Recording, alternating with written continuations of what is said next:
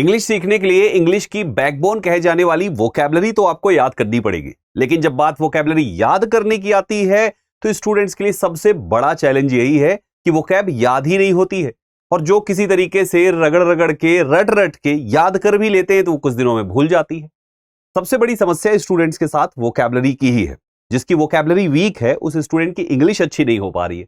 आज के इस वीडियो में मैं संदीप केसरवानी आप सभी लोगों को वोकैबुलरी याद करने के 8 तरीके बताऊंगा, और ये 8 ऐसे अचूक उपाय हैं जिसको फॉलो करके आप अपनी वोकैबुलरी को बहुत बेहतर बना सकते हैं।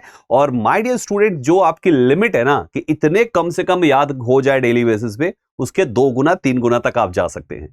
तो आइए एक एक करके इसके 8 तरीके को सीखते हैं दोस्तों। सबसे पहला तरीका होता है वोकैबुलरी याद करने का रूट वर्ड के थ्रू वोकैब याद करना। एक ऐसा अनोखा और अचूक उपाय है बच्चे, जिसको फॉलो करके आप हर रोज 50 से 100 वोकैब याद कर सकते हो, वो भी बहुत ही आसान तरीके से।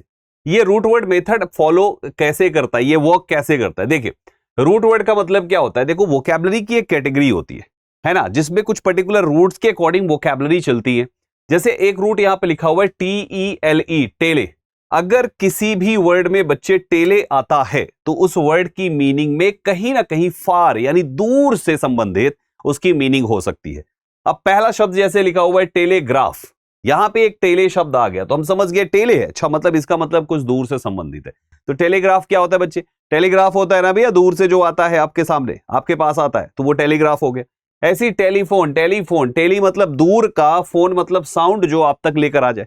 ये फोन भी एक रूट है जिसका मतलब होता है साउंड, राइट? तो दूर के आवाज को जो आप तक पहुंचाता है उसी को टेलीफोन कहते हैं।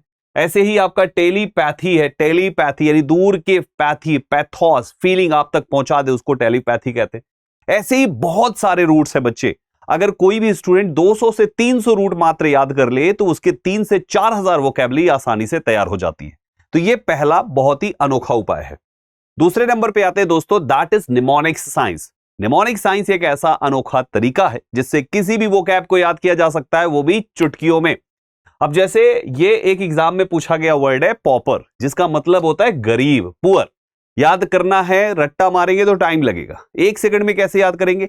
पॉपर को पापड़ से याद कर लीजिए कि एक आदमी एकदम सूख के पापड़ हो गया भाई साहब, हड्डी हड्डी दिख रही है, तो पापड़ की तरह शरीर हो गया है, खाने को नहीं पा रहा, तो इसका मतलब ये क्या है? गरीब है। ऐसे बहुत सारे वर्ड्स है। डिलीजेंट, डिलीजेंट मींस होता है हार्ड वर्किंग। जो दिल्ली के जेंट्स होते हैं, दिल्ली शहर में रहने वाले जो जेंट्स होते हैं वो बहुत ही डिलीजेंट होते हैं, यानी कि मेहनती होते हैं। तो ये निमोनिक्स टेक्निक पे तो बच्चे मैंने 10,000 से ज्यादा वर्ड्स यूट्यूब पे पढ़ा दिए हैं। आप अगर हमारे साथ यहाँ पे जुड़े रहते हैं तो आपको निमोनिक्स टेक्निक के सारे वर्ड्स मिल जाएंगे और बहुत ही अनोखे तरीके से याद भी करा देता हूं मैं। तीसरा तरीका फॉलो करते हैं दोस्तों। तीसरा है use of daily cards and maintain your own dictionary. ये बहुत ही शानदार तरीका है। इसको एक्चुअली डेली बेसिस पे नाइट में प्रिपेयर किया जाता है बच्चे। आप हर रोज शाम को या रात में सोने से पहले एक पेज में लगभग 10 वर्ड्स डेली बेसिस पर लिखकर सो जाया करो चुपचाप, और अगले दिन सुबह जब उठो ना तो उसको अपने पॉकेट में उस पेज को रख लो। सुबह से शाम तक में जब भी खाली पाओ या जहां भी, ऑटो में बैठे हो, कहीं जा रहे हो, किसी से कुछ, जिस समय कुछ नहीं कर रहे हो ना, उस समय निकाल के बस वो पेज पढ़ लो। और इस तरीके से दिन भर में 5-7 बार अगर आपने पेज देखकर पढ़ लिया उन वर्ड्स को, तो शाम तक में वो पूरे वर्ड्स आपको याद हो जाएंगे। और फिर शाम को उसको अपनी डिक्शनरी में, अपनी कॉपी में लिखो और नए 10 वर्ड फिर से लिख के रख लो। ये तरीका आपको डेली बेसिस पे करना है। तो 10 वर्ड्स की प्रैक्टिस से 300 वर्ड्स तो ऐसे ही याद हो जाएंगे बच्चे आपके महीने में, राइट? जिसको जरूर करना चाहिए। चौथा तरीका है सिनोनिम्स एंड एंटोनिम्स। आप किसी भी वर्ड को याद करो ना बच्चे, तो उसके सिनोनिम्स और एंटोनिम्स को भी साथ में याद करो। बहुत ही आसान हो जाता है कि भैया ये वर्ड है, इसका अगर मतलब है ब्यूटीफुल, सुंदर, तो ब्यूटीफुल के जो सिनोनिम्स है एटलीस्ट 4-5 सिनोनिम्स और 4-5 एंटोनिम्स को भी साथ में याद करते चलो। इसके लिए आप थिसॉरस डिक्शनरी, जो कि आप गूगल पे सर्च करेंगे तो आपको मिल जाएगी, जो किसी भी वर्ड के सिनोनिम्स और एंटोनिम्स को इजीली आपको बताती है और आप उसमें से इंपॉर्टेंट वर्ड को चूज कर सकते हो। तो यहां से भी आपकी वोकैबुलरी एक के साथ दूसरी तैयार हो जाती अपने आप साथियों। नेक्स्ट वर्ड की तरफ चलते हैं। Learn words in all parts of speech. एक बहुत ही अनोखा तरीका है। ज्यादातर बच्चे क्या करते हैं, कहीं पर कोई वर्ड है नाउन के फॉर्म में, उसको याद किए, 15 दिन बाद उसी वर्ड का वर्ब फॉर्म आया, फिर याद कर रहे हैं, फिर किसी दिन बाद उसका एडजेक्टिव फॉर्म आया, फिर उतना ही एफर्ट लगा रहे। ऐसा नहीं करना है। कोई भी वर्ड याद करो, उसको हर पार्ट्स ऑफ स्पीच में तैयार कर डालो। अब जैसे एग्जाम्पल के तौर पे एक वर्ड लिखा हुआ है डिलीजेंट। डिलीजेंट का मतलब होता है हार्ड वर्किंग, अभी अभी हमने पढ़ाया। तो डिलीजेंट जब आपको याद हो गया ना, तो उसी समय इसका नाउन तैयार कर लो। डिलीजेंट एडजेक्टिव है दोस्तों, आपने नाउन तैयार किया, डिलीजेंस मिल गया। आपने उसी समय एडवर्ब तैयार कर लिया, डिलीजेंटली मिल गया। तो इसका एक तरीका है, वो आप जरूर आप सीख लीजिएगा। इसी यूट्यूब चैनल पे मैं आपको सिखा दूंगा, हमारे साथ आप डेली बेसिस पे जुड़े रहिए। जब भी आप कोई भी एक वर्ड याद करोगे तो आप उसके आसानी से 3 से 4 वर्ड आसानी से आपको याद होते चले जाएंगे, क्योंकि उसके बाकी पार्ट्स ऑफ स्पीचेस को निकालना काफी आसान है, जिसके कुछ तरीके हैं जो मैं आपको किसी दूसरे वीडियो में सिखा दूंगा। तो बहुत सारे वर्ड्स हैं, अगर आप इस तरीके से 100 वर्ड भी तैयार करते हैं तो लगभग 400 वर्ड्स आपके तैयार हो जाते हैं।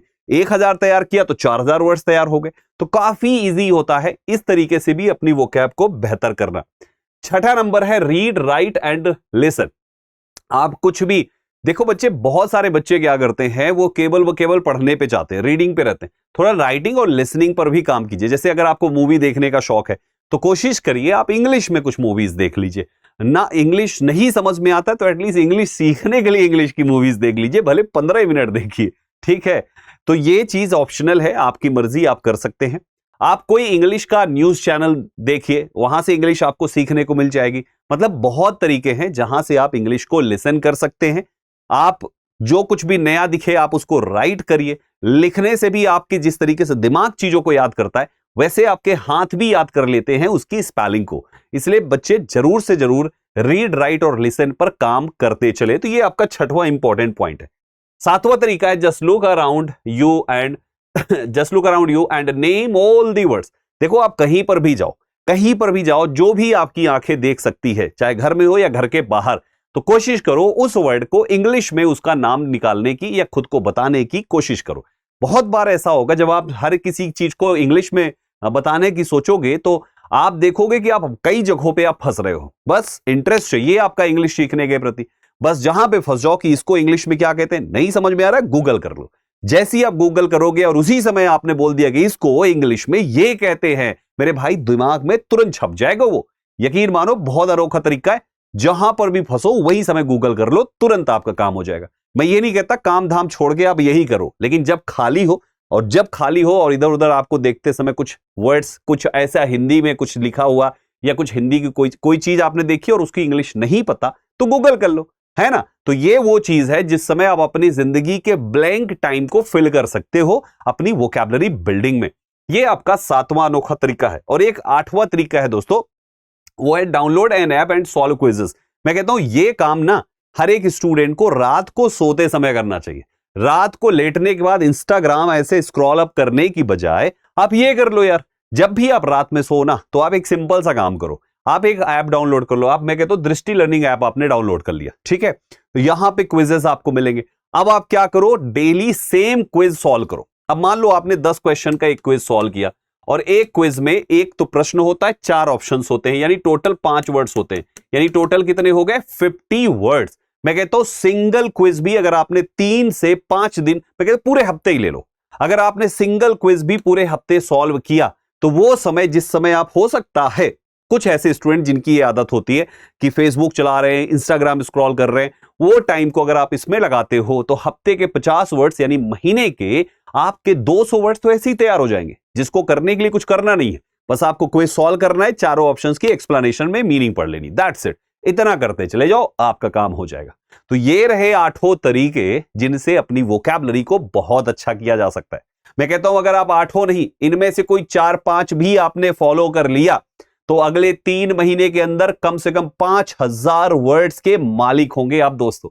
इसमें से सबसे बढ़िया टॉप 3 ऐसे कौन से तरीके हैं जो आप फॉलो करने वाले हैं दोस्तों, हमें कमेंट में जरूर बताइएगा। मैं जानना चाहूंगा कि आखिर स्टूडेंट्स को सबसे ज्यादा कौन कौन से तरीके पसंद आए। प्यारे साथियों, ऐसी ही इंटरेस्टिंग वीडियोस मेरी हमेशा ही आएगी आपको दृष्टि एसएससी यूट्यूब चैनल पे। तो दृष्टि एसएससी यूट्यूब चैनल को फटाफट सब्सक्राइब कर लीजिए और इस वीडियो को हर किसी के पास शेयर जरूर कर दीजिए। एक और इंफॉर्मेशन है, हमारा एसएससी फाउंडेशन बैच भी आ रहा है दोस्तों इस वेबसाइट पे या दृष्टि लर्निंग ऐप पर, तो आप यहां पर भी जाके इस बैच में इनरोल कर सकते हैं, कंप्लीट बैच। ओके गाइस, तो ये थी आपकी कंप्लीट इंफॉर्मेशन। बाकी मिलते हैं आप सभी से अगली वीडियो में। इस वीडियो को शेयर जरूर कर दीजिएगा और कमेंट में मुझे बताइएगा ऐसे कौन से 3 तरीके इन 8 में से जो आपको सबसे ज्यादा पसंद आए हैं। कमेंट करिएगा दोस्तों। मिलते हैं आप सभी से अगली धमाकेदार वीडियो में। तब तक आप अपनी वोकैबुलरी को बेहतर कीजिए और जब बेहतर हो जाए तो कमेंट में बताइएगा जरूर। All the best guys, all the best.